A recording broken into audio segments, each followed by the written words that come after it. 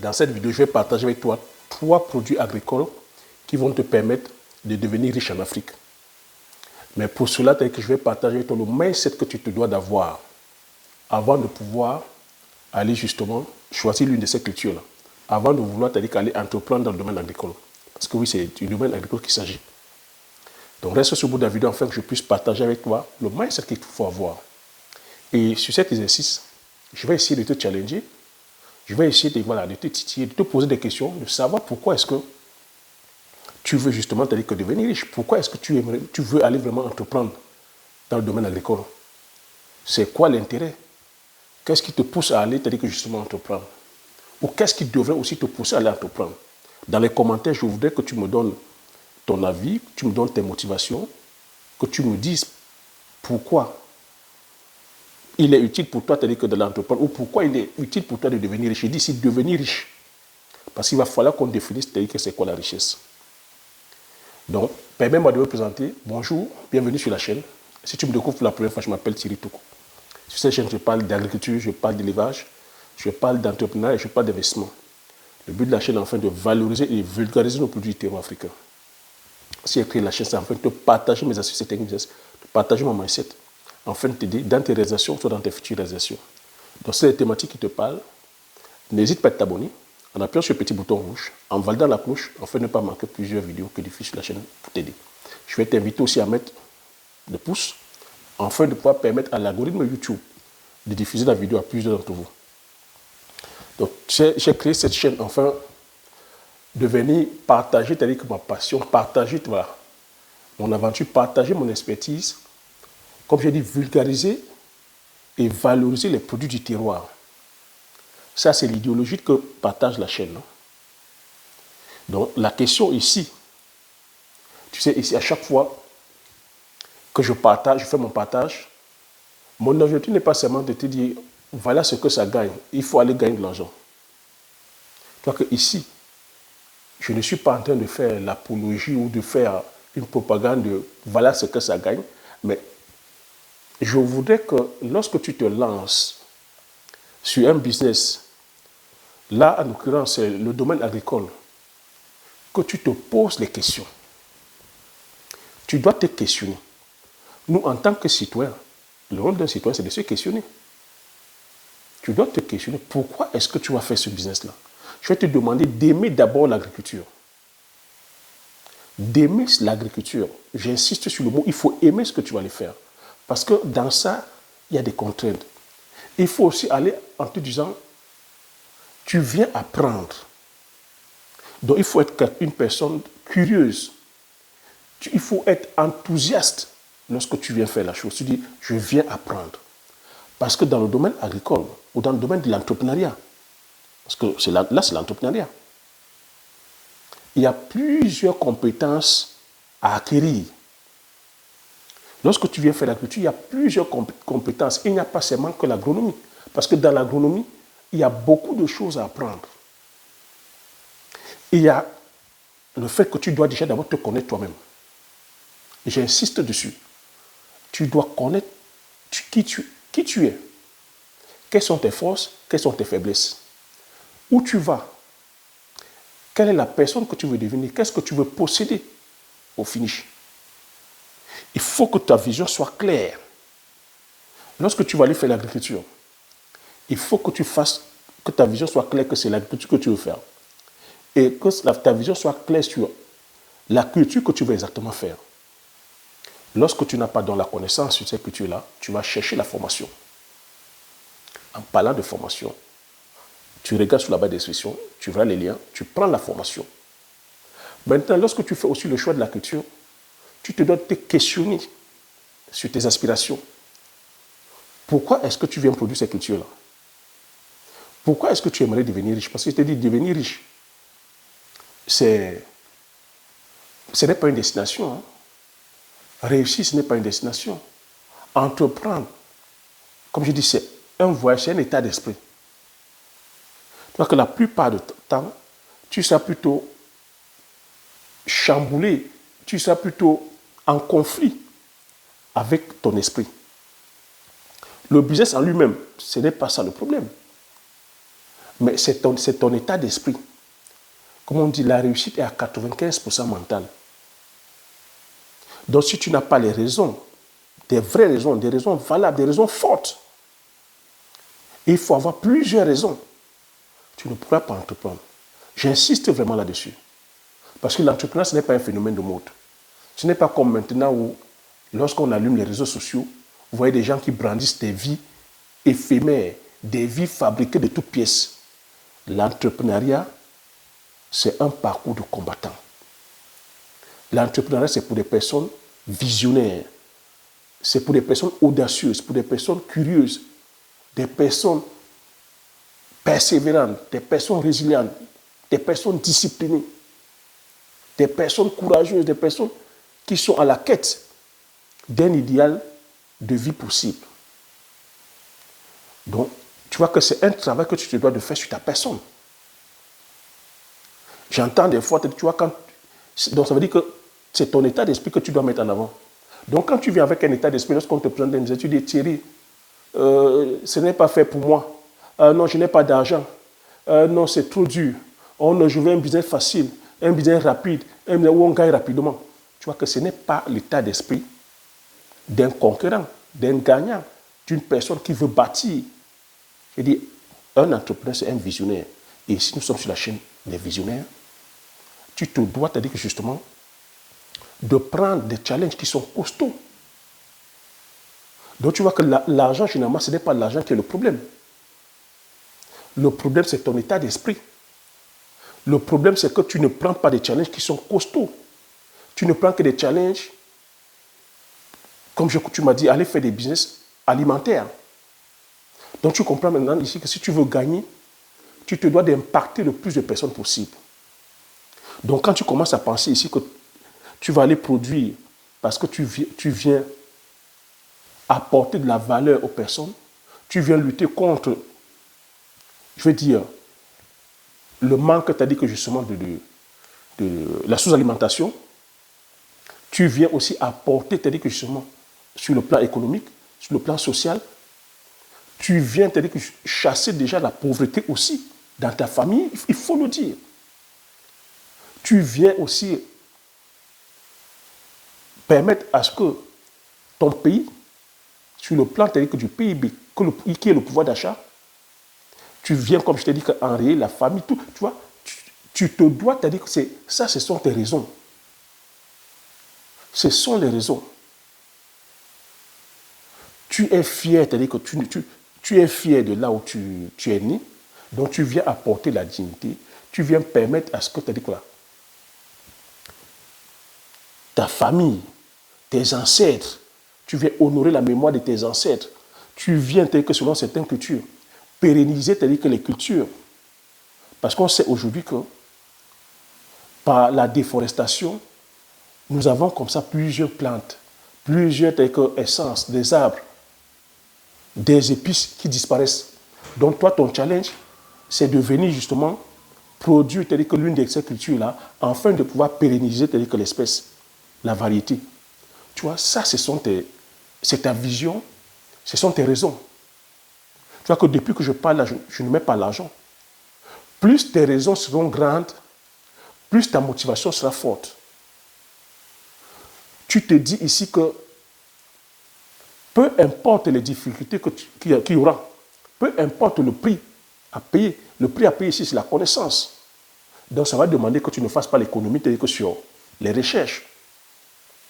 Ça va te demander d'aller apprendre l'agronomie. Ça va te demander d'apprendre l'économie, la comptabilité, avoir de la stratégie, apprendre la géostratégie. Pourquoi est-ce que tu dois plutôt produire les cultures du terroir? Parce que justement, nous sommes en plein dedans.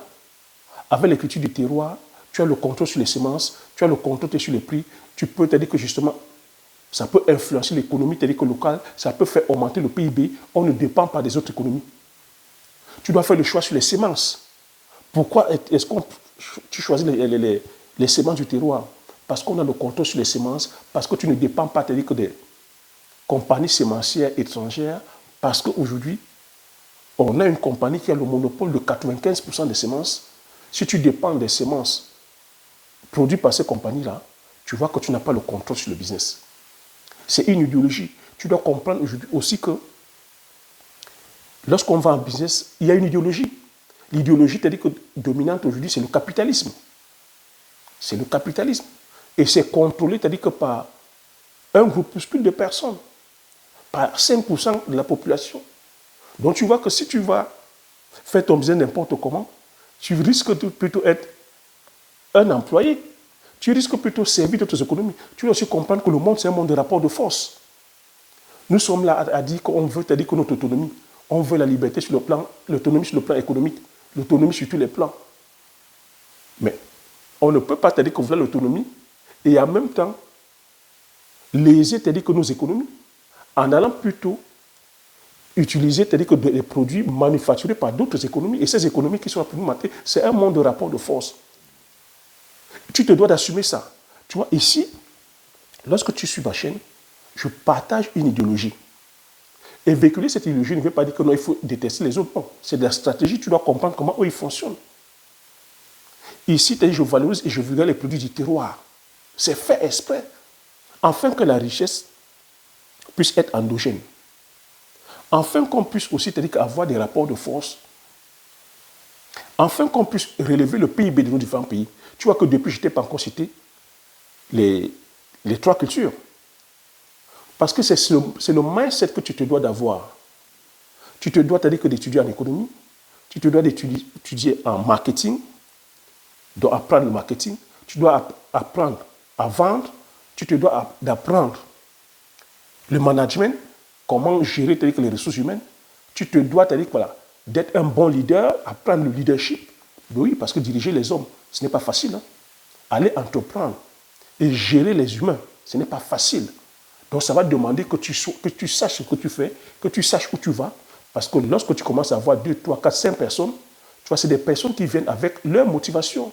C'est des personnes qui viennent avec leur état d'esprit. C'est des personnes qui ont ils ont leur aspiration. Donc tu vois que si tu ne leur véhicules pas le bon mindset, si tu ne leur vends pas très bien ton projet, ben eux, ils viendront en touriste. S'ils ne peuvent pas se projeter sur 5 ans, sur 2 ans, s'ils ne se voient pas progresser, tu vois que tu n'auras que les touristes autour de toi.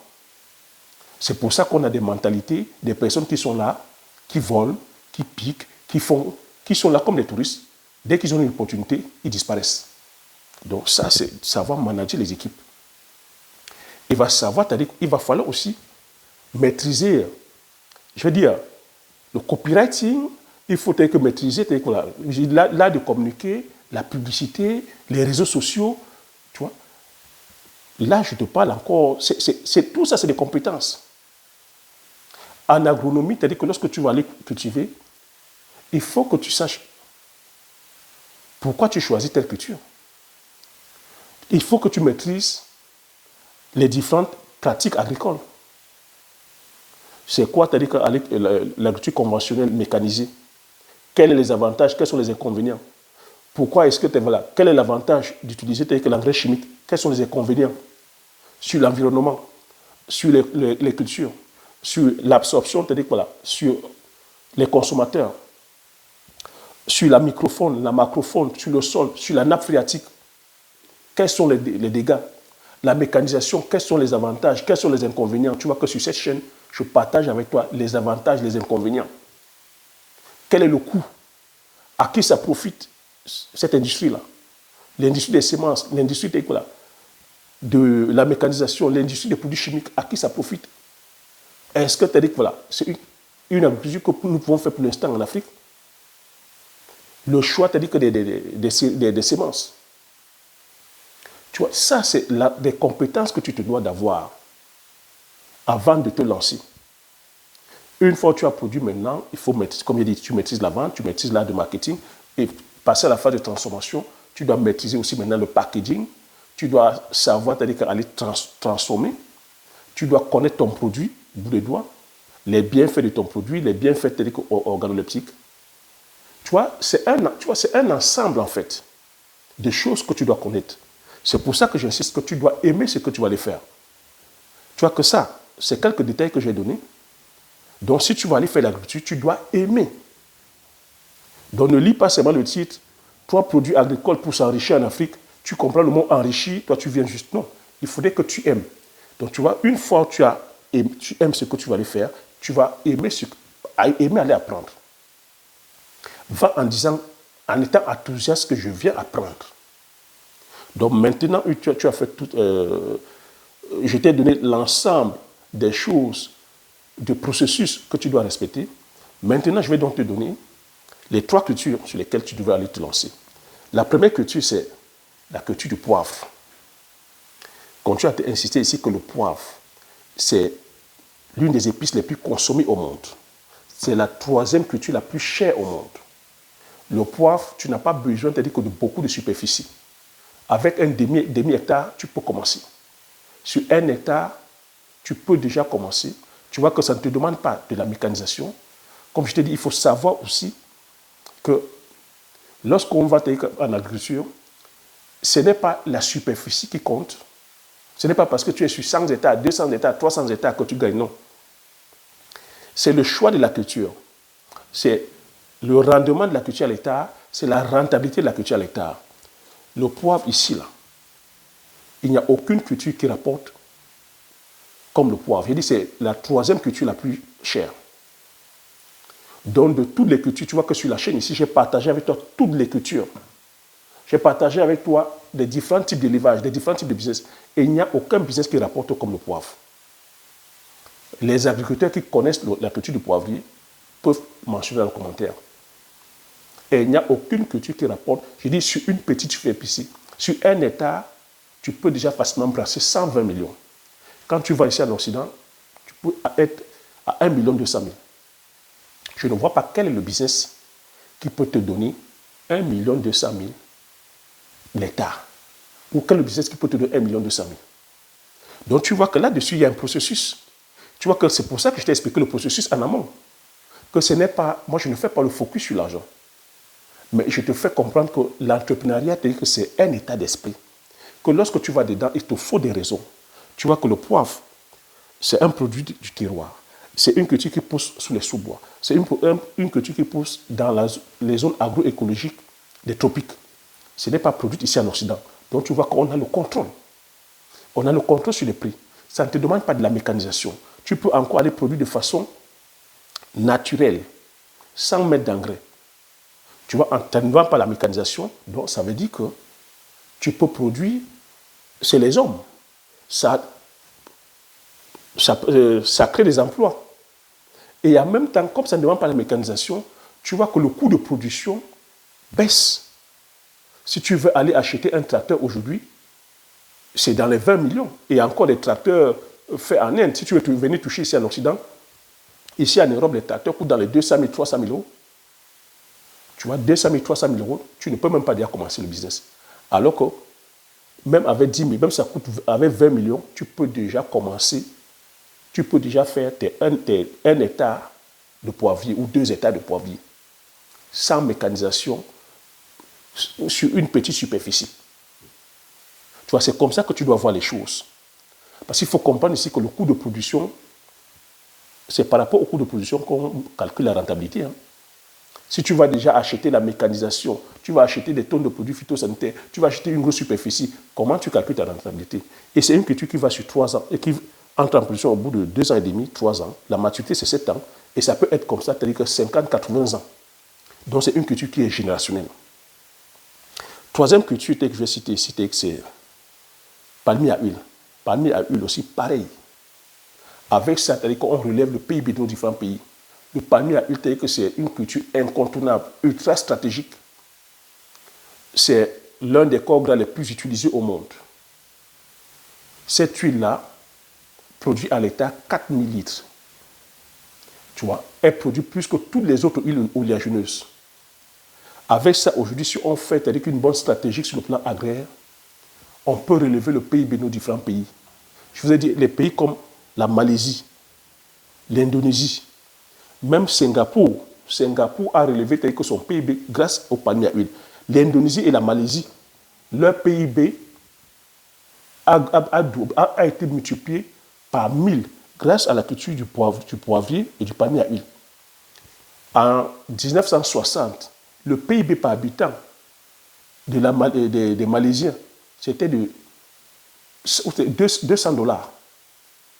Le PIB aujourd'hui, en 2023, est de 33 000 euros. 33 000 euros. Je ne parle même pas de Singapour. Grâce à l'agriculture, grâce aux palmiers à huile, au poivre, à l'EVA. Pourtant, ils ont d'autres ressources minières. Mais juste à ces trois cultures que je cite, le PIB de la Malaisie a été multiplié par 1000. Vous voyez?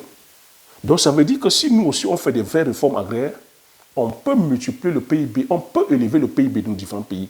Et ça, c'est de façon stratégique. Parce que c'est comme ça qu'on doit faire pour redistribuer la richesse vers le bas. Donc la troisième culture que je vais citer aussi, c'est la vanille. La vanille aussi, pareil, c'est une culture qui est ultra rentable. Le kilo se vend aussi entre 600 et 1000 euros. C'est pareil comme le poivre aussi, c'est une orchidée. L'entrée en production, c'est 3 ans.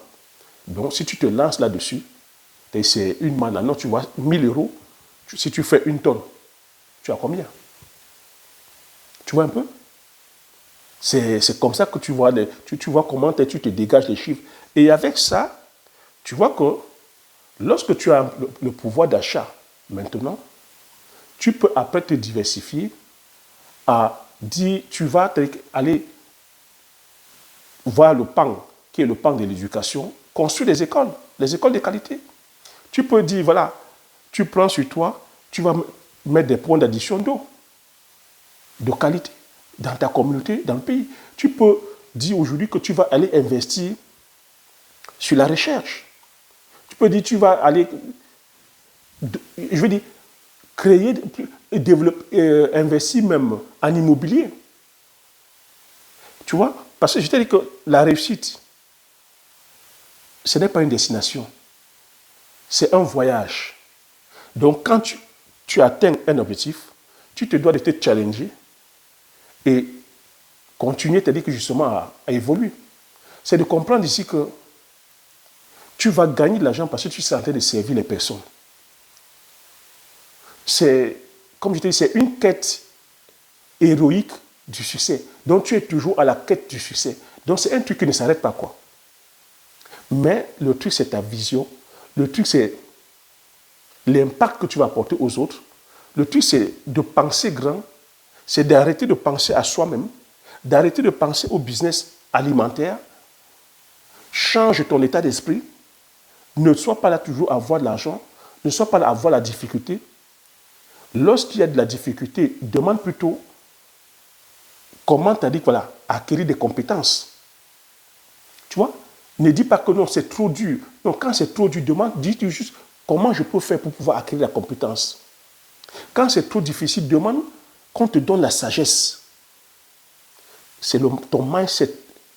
L'idée ici, c'est ton mindset qui va changer le game. Le game changer ici, c'est le mindset. L'entrepreneuriat, c'est pour des personnes, comme je dis, visionnaires. C'est un état d'esprit, en fait. Tu viens, te dire justement, à la poursuite d'un idéal de vie possible. Et ça, on peut le faire. Chacun et chacune de nous pouvons le faire. Si aujourd'hui, tu te poses des vraies questions, voilà bientôt Noël. Voilà Noël qui va arriver. Nous sommes au mois de novembre. Novembre est en train de finir. Voilà bientôt décembre. Combien est-ce que tu vas mettre dans les fêtes de Noël? Qu'est-ce que tu as déjà demandé au Père Noël? Sur quoi est-ce que tu accordes ton importance là maintenant? Dans quoi tu mets l'argent? Sur quoi? Quelles sont tes valeurs présentement? Si tes valeurs sont tout ce qui est technologique, là, les gadgets technologiques, téléphones, tablettes, ordinateurs, tous ces gadgets-là, ben c'est là-bas que tu mets ton argent. Et tu sais comment ça coûte. Un téléphone, un iPhone, tu sais combien ça coûte. Si ton attention est focalisée sur les femmes, on sait que c'est dans le Mongopang, c'est là où ça prend l'argent. Si tu as 1, 2, 3 qui demandent les mèches brésiliennes, on sait que c'est là-bas que ça part. Si ton attention est focalisée sur l'alcool, c'est là-bas que ça part. Si ton attention est focalisée sur l'amusement, les amitiés, si ton attention est focalisée sur l'habillement, tu es c'est-à-dire que friand de toutes les nouveautés. Chaque vêtement qui sort, tu veux ça. Les chaussures qui sortent, tu veux ça. Ton attention est là. Donc tu vois que c'est là-dessus que tu dois travailler. L'argent n'est pas le problème. Le problème, c'est le comportement. C'est le mindset. C'est ce que j'appelle mindset. C'est ce que j'appelle l'état d'esprit. Donc voilà ce que je voulais partager. J'espère que tu as appris et tu as aimé. J'espère que tu as appris des choses. Donc travaille plutôt sur ton mindset. Tu verras qu'une fois que tu vas travailler sur le mindset, tes finances vont se décanter. Quand tu vas commencer à dire, mais qu'est-ce qui est important pour moi? Sur quoi est-ce que je dois accorder l'importance? Aller produire le poivrier. Est-ce que ça a de la valeur pour moi? Quel est l'impact que ça va apporter dans ma vie? Quel est l'impact que ça va apporter auprès de ma famille, ma femme, mes enfants? Quel est l'impact que j'aurai d'ici 3 ans, 4 ans, 5 ans? Quel type de vie que je voudrais avoir? Dans quelle zone géographique j'aimerais être? Dans quel type d'école je voudrais que mes enfants aillent? Quel type d'université? Et on sait aujourd'hui comment les universités coûtent cher. Est-ce que je ne vais pas préparer un meilleur avenir pour mes enfants? Je ne vais pas préparer le présent et un futur pour mes enfants? Quel est l'impact que je voudrais avoir dans mon pays? Quelle est la contribution que j'aimerais apporter aux autres, à ma famille? Qu'est-ce que je voudrais qu'on retienne de moi après moi? Ah oui. Tu veux qu'on retienne... Qu'est-ce que tu veux qu'on retienne de toi, après toi? Tu veux arriver de façon anonyme et partir de façon anonyme? Non, tu te dois de laisser des traces. Donc l'ensemble de ces cultures-là, ça laisse des traces. Ça te laisse dans la prospérité. Tu impactes la vie des gens. Tu changes la vie des gens. Tu crées de l'emploi. Manger un bon poivre, c'est contribuer justement à enrichir le patrimoine culinaire, culturel et le patrimoine même de notre agriculture. Dont tu es utile. Produire l'huile de palme. Tu enrichis, c'est-à-dire que le patrimoine culturel africain, sur le plan, c'est-à-dire alimentaire, sur le plan de notre agriculture. Tu vois, tu es utile. Manger l'huile de palme, ça apporte de la valeur, c'est-à-dire que c'est nutritif, ça a des qualités organoleptiques énormes. Donc tu apportes de la valeur aux personnes, tu es utile. Parce qu'il faut comprendre ici que lorsque tu vas produire une culture comme l'ensemble de ces cultures-là, tu te rends utile. L'expérience a montré que 95% des personnes n'aiment pas ce qu'ils font. 95% des salariés n'aiment pas ce qu'ils font. Donc va faire ce que tu aimes. Quand tu viens faire l'agriculture, fais ça de façon pensée. Viens parce que tu aimes. Parce que tu vas apprendre. Ne viens pas parce que tu as entendu l'argent. Quand tu vas faire un business, va faire le business parce que tu aimes. Parce que tu vas venir apprendre. Parce que là-dedans, il y aura des challenges. Et ce sont tes raisons qui vont te permettre de tenir le coup. Ne viens pas uniquement faire parce que tu entends les millions. Parce que ça gagne de l'argent. Viens faire un business sur lequel tu seras, c'est-à-dire que justement, ça va te procurer le bonheur. Le bonheur de savoir que tu sers les autres. Le bonheur de savoir que tu es utile. C'est pour ça que 95% des personnes qui travaillent ne sont pas heureuses parce qu'elles ne se sentent pas valorisées dans leur travail. Elles ne voient pas l'utilité de ce qu'ils font dans leur boulot. Parce que les boulots qu'ils font ne sont pas en accord avec les valeurs. Va faire quelque chose qui est en accord avec tes valeurs. La plupart des entreprises dans lesquelles vous travaillez n'ont pas les mêmes valeurs que vous. C'est les mêmes entreprises qui viennent torpiller l'Afrique, qui viennent piller l'Afrique, qui viennent polluer l'environnement. Donc tu vois que, est-ce que ça matche avec tes valeurs? Donc des fois tu travailles là-dedans, bien que tu aies de l'argent, tu n'es pas à l'aise parce que ça ne colle pas avec tes valeurs. Est-ce que tu as dit que si on te dit aujourd'hui, oui, quand je dis qu'il ne faut pas seulement te focaliser sur l'argent, qu'il y a un prix à payer, mais il faut faire attention, le prix à payer ici, il faut que ça matche avec tes valeurs. Si je te demande d'aller voler pour avoir de l'argent, est-ce que tu serais fier? Bien que oui, certains le font, mais il faut que ce soit en accord avec tes valeurs.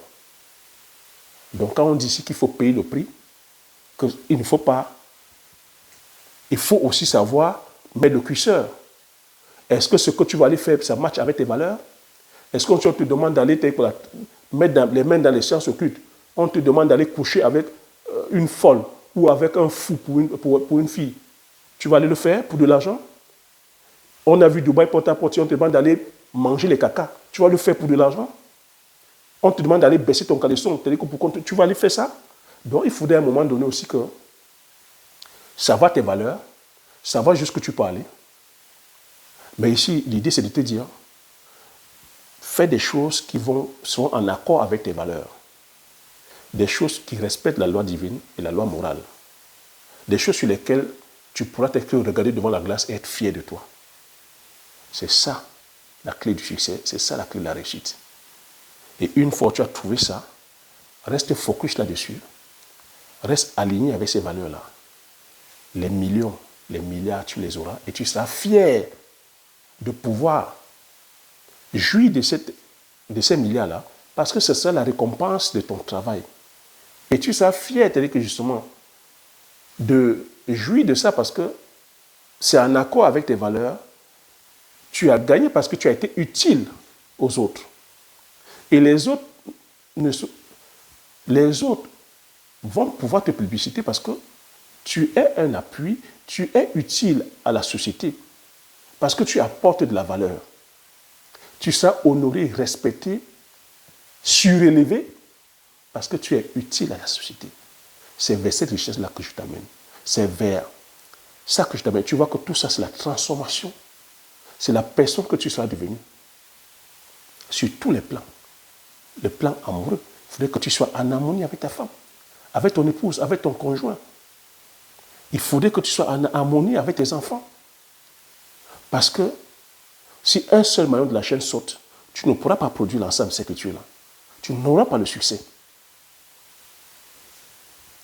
À chaque fois que je partage, tu vois que c'est toujours comme ça des masterclass. Donc voilà ce que je voulais partager sur cette vidéo, cet enseignement. J'espère que tu as appris des choses, j'espère que tu as aimé. Si tu as aimé, laisse le pouce. Partage massivement autour de toi afin que vous puissiez bénéficier de l'ensemble de ces enseignements-là. Abonne-toi si tu n'es pas encore abonné. Comme j'ai coutume à dire, l'information c'est la connaissance c'est la richesse. Une fois que tu as ces informations, tu appliques tes stratégies et tu passes l'action massivement afin d'impacter ta vie et impacter la vie de tous ceux qui t'entourent. Sur ce, je te dis merci, à la prochaine vidéo. Ciao!